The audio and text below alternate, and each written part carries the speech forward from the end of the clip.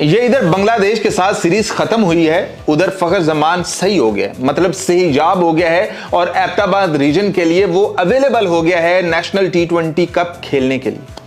आपने बाबर आजम को भी देखा कि बाबर आजम ने भी उसी रात जिस दिन आकिब जावेद कह रहा है कि बाबर आजम इंजर्ड है, बाबर आजम अपनी तस्वीर लगाकर बताता है कि बेटा ये चेक करो, और उसके बाद वो गोल्फ खेल रहा है, उसकी स्टोरी वो अलग से लगाता है। और इधर बोला गया कि भी फखर जमान भी इंजर्ड है, तो आज जैसे ही ओडीआई सीरीज खत्म होती है, फखर जमान अनाउंस कर देता है कि भी वो नेशनल T20 के अंदर आ रहा है, एबटाबाद की तरफ से वो खेलेगा। मतलब क्या मजाक बनाया हुआ है, क्या खिलाड़ियों को इस एक बंदे ने, अकेले बंदे ने प्रेशराइज किया हुआ है कि उनको रिटायरमेंट लेने पर मजबूर कर रहा है। कि जैसे आपने पहले मोहम्मद आमिर को किया जाया कि भैया वो वापस आ चुका था लेकिन उसको मुंह ना लगाया गया, वो बंदा कहता है कि भाई मैं 2024 का T20 वर्ल्ड कप खेल कर आया हूं, ये सीरीज खेलने जा रहे हैं लेकिन मुझसे कोई बंदा पूछ ही नहीं रहा, ना ही कोई कांटेक्ट हो रहा है। तो उसके बाद मुझे एक ही चीज वाज़ेह थी कि भैया आप रिटायरमेंट ले लो, क्योंकि अब ये जलील करने वाले।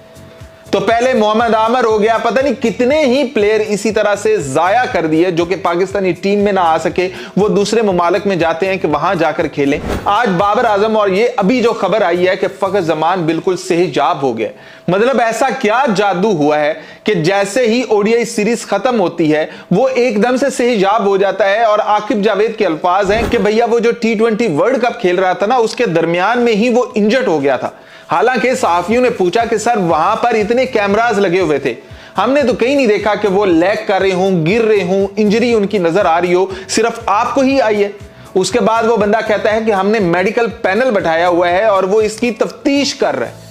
मतलब वो चेक कर रहे हैं कि ये वाकई ही इंजर्ड थे और अपनी ये इंजरी भुला रहे थे, ऊपर उसको कवर अप कर रहे थे। सर कवर तो आप कर रहे हैं,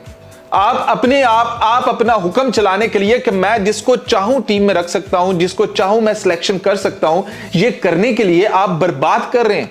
मोहसिन नकवी साहब भी पता नहीं इस बंदे के ऊपर कौन सा अंधा एतमाद किए बैठे हैं कि भैया इसे कुछ कहा ही नहीं जा रहा। ये चैंपियंस ट्रॉफी से लेकर अब तक ये बंदा पाकिस्तानी टीम के साथ जुड़ा हुआ है, तब भी अकल से बाहर इसने सिलेक्शन की थी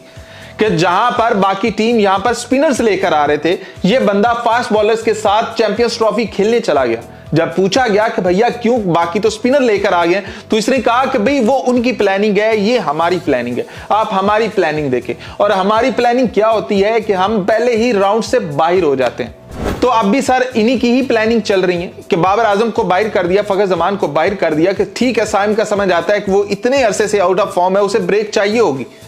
लेकिन वो ब्रेक नहीं लेता, आते ही नेशनल T20 खेलना शुरू कर देता है, वरना ये उसे भी इंजर्ड ही कहता।